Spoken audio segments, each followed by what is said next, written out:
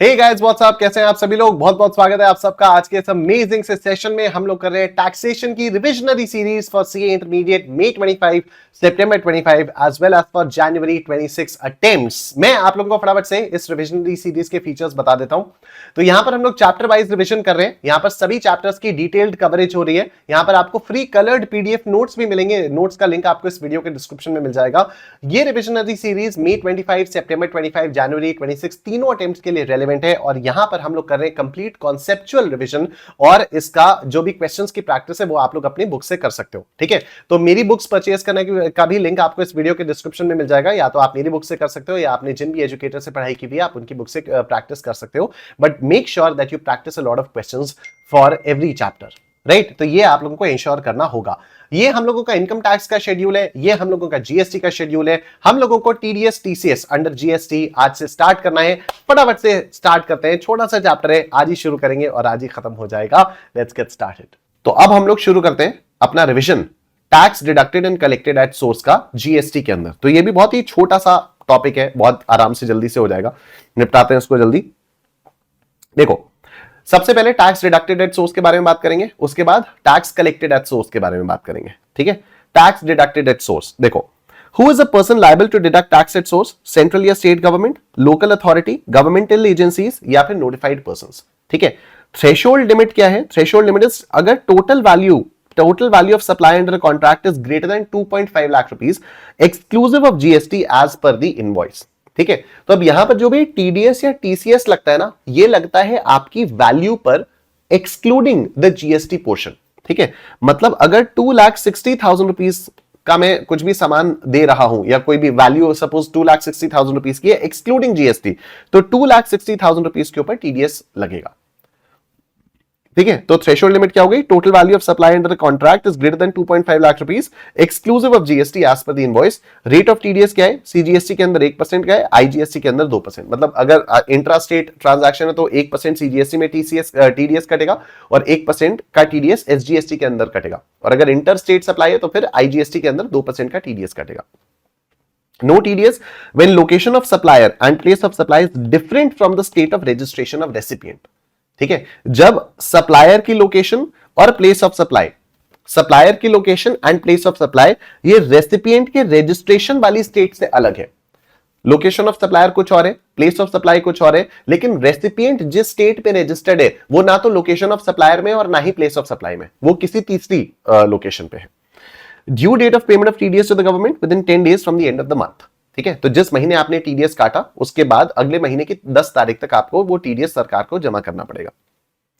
Manner of account of TDS देखो, by TDS deductor such deductor needs to get compulsorily registered under section 24 of the CGST या SGST act. मतलब अगर आपके ऊपर liability कि आपको टीडीएस काटना है तो आपको रजिस्ट्रेशन कराना पड़ेगा। सेक्शन 24 में कंपल्सरी रजिस्ट्रेशन है। They need to remit such TDS collected by the 10th day of the month succeeding the month in which TDS was collected. ठीक है, the amount deposited as TDS will be reflected in the electronic cash ledger of the supplier. ठीक है, तो यहां पर अब TDS काटेगा कौन? आप ये समझो, सबसे पहले टीडीएस यहां पर काटेगा कौन? टीडीएस यहां पर रेसिपिएंट काटेगा। ठीक है, सप्लायर कौन है? सप्लायर जो माल बेच रहा है, किसको बेच रहा है? रेसिपिएंट को माल बेच रहा है। ठीक है, सप्लायर जो है वो रेसिपिएंट को माल बेच रहा है। रेसिपिएंट सप्लायर को पैसा देगा। जो इंसान पैसा देता है वही तो टीडीएस काटता है। जो इंसान पैसा देता है वही तो टीडीएस काटता है। ठीक है, जो भी इंसान पैसा देता है वही तो टीडीएस काटता है। तो यहां पर अब टीडीएस कौन काटेगा? यहां पर रेसिपिएंट टीडीएस काटेगा। रेसिपिएंट टीडीएस काट के अगले महीने की 10 तारीख तक इसको जमा करा देगा और यह सप्लायर के इलेक्ट्रॉनिक कैश लेजर में सप्लायर के इलेक्ट्रॉनिक कैश लेजर में जाकर दिखने लग जाएगा। ठीक है, okay. By supplier any amount shown as TDS will be reflected in the electronic cash ledger of the concerned supplier. He can utilize this amount towards discharging this liability towards tax, interest, fee या any other amount। तो उसके cash ledger में आ जाएगा, फिर वो इसका किसी भी तरह से यूटिलाइज कर सकता है। इलेक्ट्रॉनिक कैश लेजर में जो भी बैलेंस है उसका यूज आप किसी भी चीज के लिए कर सकते हो। इंटरेस्ट, टैक्स, पेनल्टी, फीस, किसी भी चीज के लिए कर सकते हो। लेकिन इलेक्ट्रॉनिक क्रेडिट लेजर के अंदर जो भी है पैसा, वो उसका यूटिलाइजेशन आप सिर्फ आउटपुट टैक्स लायबिलिटी पे करने के लिए ही कर सकते हो।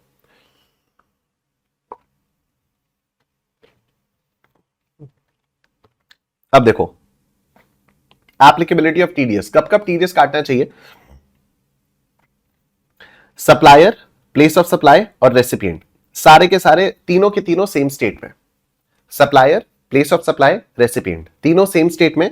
इंट्रा स्टेट सप्लाई होगी, सीजीएसटी और एसजीएसटी दोनों का टीडीएस कटेगा। ठीक, supplier and place of supply अलग अलग स्टेट्स में, सप्लायर और प्लेस ऑफ सप्लाई अलग अलग स्टेट्स में, इंटर स्टेट सप्लाई हो गई और आईजीएसटी में टीडीएस कटेगा। Supplier and place of supply are in the same state, supplier और place of supply same state में, लेकिन रेसिपिएंट जो है वो किसी और स्टेट में। सप्लायर और place of supply same state में है, लेकिन रेसिपिएंट किसी और स्टेट में। तो ये इंट्रा स्टेट सप्लाई हुई, क्योंकि सप्लायर और प्लेस ऑफ सप्लाई तो सेम स्टेट में हो गए, लेकिन यहां पर कोई टीडीएस नहीं कटेगा। तो इसको आपको याद रखना है। ठीक है, इसे आपको याद रखना है। अब देखो consequences of not complying with TDS provisions. अगर आपने टीडीएस काटा नहीं तो फिर क्या होगा? Interest to be paid along with the TDS amount, else the amount shall be determined and recovered as per the law. ठीक है, तो आपको इंटरेस्ट वगैरह लगेगा। अगर मान लो आपने टीडीएस डिडक्ट तो कर लिया लेकिन सरकार को पे नहीं किया, या फिर सरकार को आपने अगले महीने की 10 तारीख के बाद पे किया, तो interest to be paid along with TDS amount, else the amount shall be determined and recovered as per the law. TDS का रिवीजन हम लोगों का कंप्लीट हो चुका है। टीडीएस में और कुछ भी नहीं है। ठीक है, अब हम लोग आ रहे हैं टीसीएस में, टैक्स कलेक्टेड एट सोर्स। अब टैक्स कलेक्टेड एट सोर्स में बेसिकली ई कॉमर्स ऑपरेटर से रिलेटेड चीज है। कई बार हम लोगों ने पढ़ा है इसको रेगुलर क्लासेस में भी, कि if the electronic commerce operator is required to collect TCS under section 51, ये 51 है या 52 है, जो भी है ये।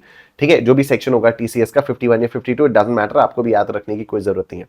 ठीक है, तो अब यहां पर आपको एकदम क्लैरिटी आएगी कि कहां पर टीसीएस कलेक्ट करना होता है, कौन कलेक्ट करता है, कौन सा ईसीओ कलेक्ट करता है, कौन सा ईसीओ कलेक्ट नहीं करता है। ठीक है, तो हम लोग पहले तो इलेक्ट्रॉनिक कॉमर्स का मतलब एक बार समझ लें। तो इलेक्ट्रॉनिक कॉमर्स का मतलब होता है सप्लाई ऑफ गुड्स या सप्लाई ऑफ सर्विसेज, या फिर supply of goods and services including digital products over या तो डिजिटल नेटवर्क या फिर इलेक्ट्रॉनिक नेटवर्क। तो इसका कई बार मैंने एग्जांपल लिया हुआ है कि अड्डा 24/7 इज एन इलेक्ट्रॉनिक कॉमर्स। ठीक है, अड्डा 24/7 से जो भी आप लोग, मतलब हम लोग अड्डा 24/7 को सर्विसेज दे रहे हैं, अड्डा 24/7 आप लोगों को सर्विस दे रहा है, तो this entire operation is basically in electronic commerce. अड्डा 24/7 is an electronic commerce operator.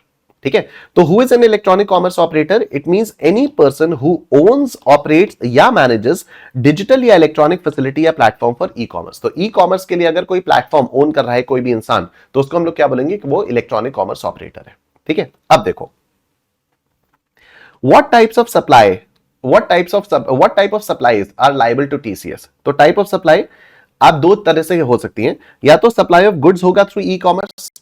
ठीक है, supply of goods through ecommerce, तो that is subject to TCS under section 52। अगर गुड्स की सप्लाई हो रही है ई कॉमर्स से, तो फिर सेक्शन 52 में टीसीएस लगेगा। अगर सर्विसेज की सप्लाई हो रही है ई कॉमर्स से, तो अगर ये 95 वाली नोटिफाइड सर्विसेज है, 95 वाला सेक्शन हम लोगों ने पढ़ा था चार्ज ऑफ जीएसटी में, जिसमें 4-5 सर्विसेज थी, ओला उबर वाली, अर्बन कंपनी वाली, जोमेटो स्विगी वाली और ओयो मेक माई ट्रिप वाली। ठीक है, तो ये बेसिकली ये 5 है। Transportation of passengers by radio, taxi, motor cab, motorcycle और any other motor vehicle except ऑमनिबस।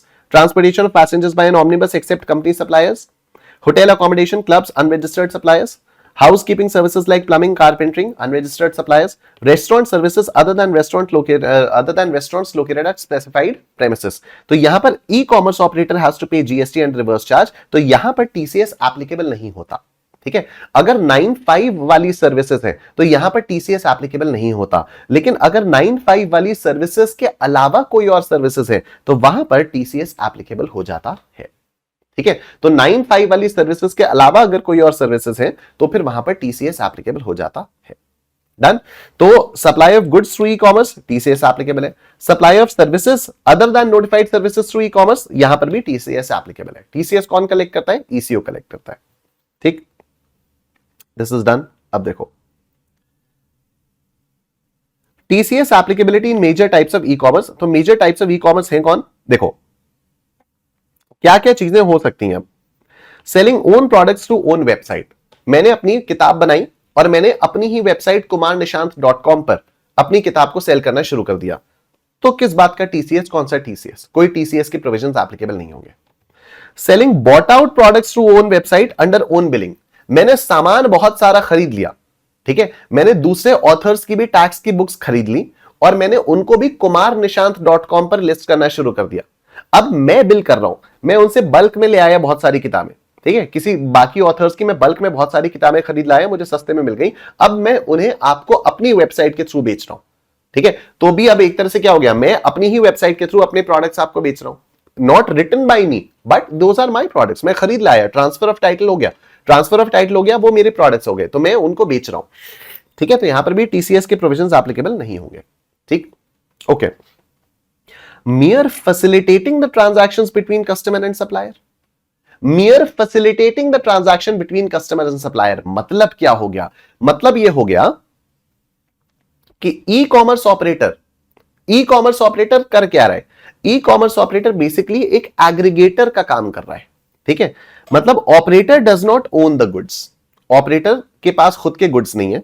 Billing directly by seller to the customer. जब आप Amazon से सामान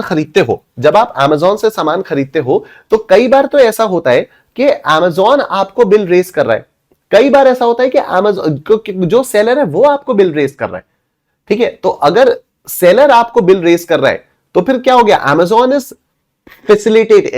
is merely facilitating the transaction between the customer and the supplier। आप उस supplier की website तक directly नहीं पहुंच पाए, उसने Amazon पे गुड्स को लिस्ट किया, Amazon के पास सामान नहीं है, Amazon क्या कर रहा है, Amazon एक तरह से सप्लायर को बता रहा है कि देखो तुम्हारे पास ये ऑर्डर आया, अब तुम इसको बिल रेस करो, सामान भेजो। लेकिन जब आप ऑर्डर करोगे तो आप पेमेंट किसको करोगे, आप तो Amazon को करोगे, तो Amazon फिर बाद में सप्लायर को पेमेंट करेगा। Consideration collected by the operator यानी Amazon and paid to the supplier, ठीक है। तो अगर ये फैसिलिटेटिंग वाले ट्रांजैक्शंस होते हैं, then TCS provisions are applicable and operator shall deduct TCS while making the payment to other suppliers, ठीक है। तो जो ऑपरेटर है वो सप्लायर को पेमेंट करते समय TCS कलेक्ट कर लेगा, ठीक है। उसके बाद कुछ और प्रोविजंस हैं, आओ देखो। Person liable to collect TCS, ECO, threshold limit कुछ भी नहीं है, अगर ये कंडीशन सैटिस्फाई हो रही है तो फिर TCS कलेक्ट करना पड़ेगा। Rate of TCS CGST, SGST या UTGST के अंदर 0.5%, IGST के अंदर 1%, ठीक है। Value on which TCS is computed, तो वैल्यू जिस वैल्यू पर TCS आता है वो वैल्यू कौन सी होती है, वो वैल्यू होती है net value of taxable supply.